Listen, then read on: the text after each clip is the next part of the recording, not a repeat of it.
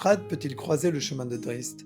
Peut-on voyager de Waterdeep à la Cité de Charme? Et est-ce que les Royaumes Oubliés et Ravenloft existent dans le même monde?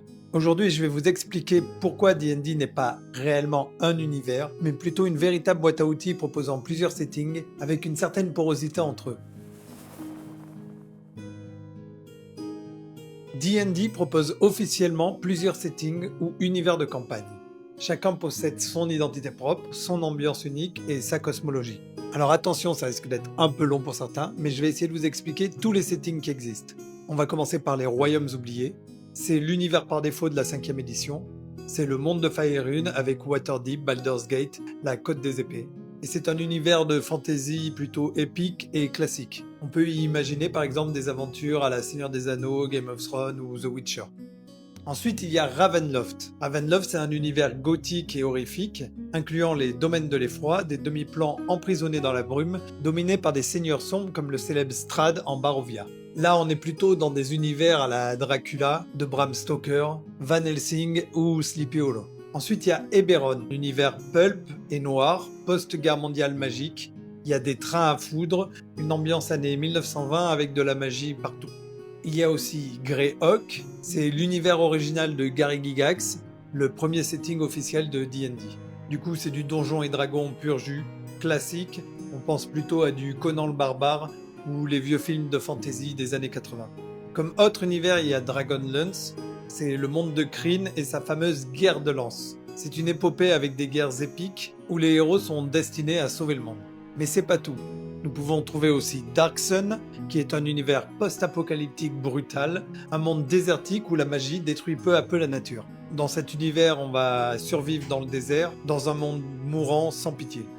Aussi un peu plus connu, il y a Spelljammer. Là, les joueurs vont être amenés à faire des voyages spatiaux magiques entre les sphères de cristal.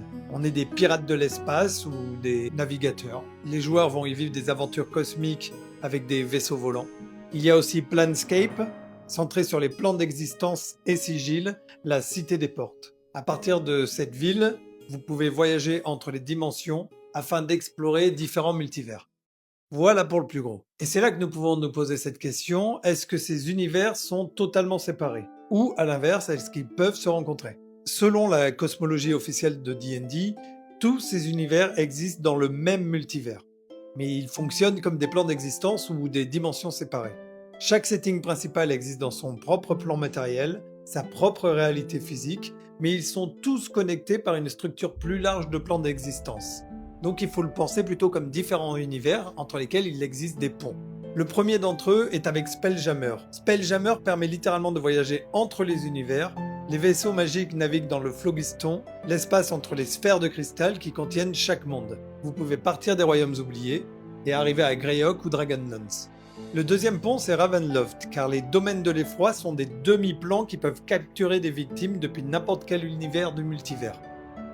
Un troisième pont existe dans Planescape avec Sigil, car Sigil, la Cité des Portes, est à voir comme un carrefour ultime. Cette cité flotte au-dessus du plan de l'Outre-Terre et contient des portails vers tous les plans d'existence, et donc potentiellement vers tous les niveaux. Et le quatrième et dernier pont sont les sorts et la magie planaire. Certains sorts dans Donjons et Dragons peuvent théoriquement vous permettre de traverser entre les univers.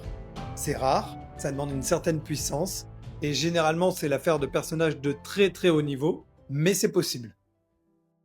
Et c'est là que j'en arrive à ce point, certaines personnes pensent que tous ces univers inclus dans Donjons et Dragons en fait sa faiblesse. Moi, à l'inverse, je trouve que c'est une force. D&D est une boîte à outils, pas une prison narrative.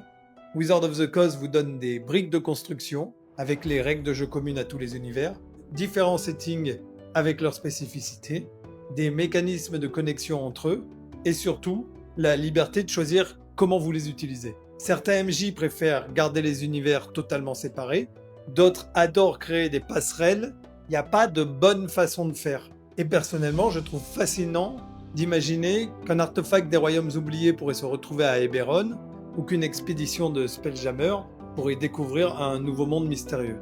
Pour moi, le multivers de D&D n'est absolument pas une contrainte, c'est une invitation à la créativité, donc surtout en tant que maître des jeux, ne vous mettez pas de limites.